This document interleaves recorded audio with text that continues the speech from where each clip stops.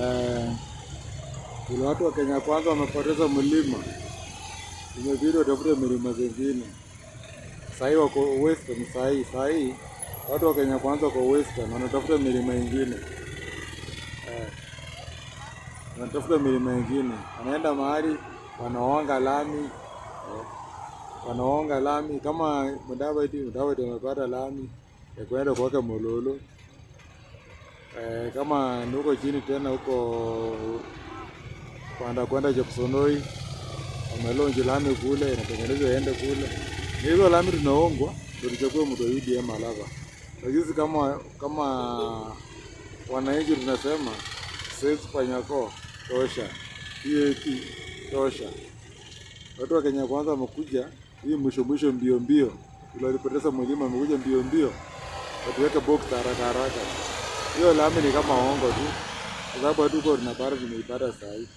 Sababu pengine kama kungekuwa na breakout na mlima hatungepata hiyo, tuchukulie kama ongo, wanatuonga lami. Hiyo lami ndio vizuri, waendelee kuleta ingine mingi. Wajenge lami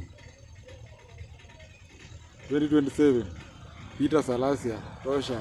2027 tunasimamisha Peter Salasia. Alafu ile lami kwenda Chepsonoi, Mheshimiwa Fredika anasema ati yeye ndiye alisukuma. Hapana, mtu alijua Shinyalu kitambo, hadi ndio lileta uhuru wakati wa kampeni wakitafuta kura. Huko nyuma kabisa 2013 alileta uhuru Shinyalu, wakatembea nayo kitafuta kura. Kama watu wa Shinyalu hata hawajui kana nyani.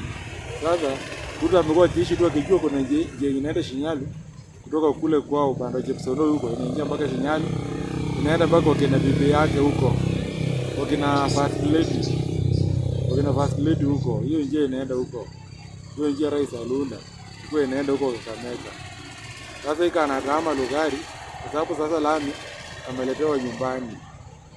Sasa hii kana wewe usiangalie kwa mambo ya lami. Wewe ni mbunge, wewe tengeneza maharamo yako tuone, tengeneza barabara zako za maharamo, weka maharamo ya kutosha.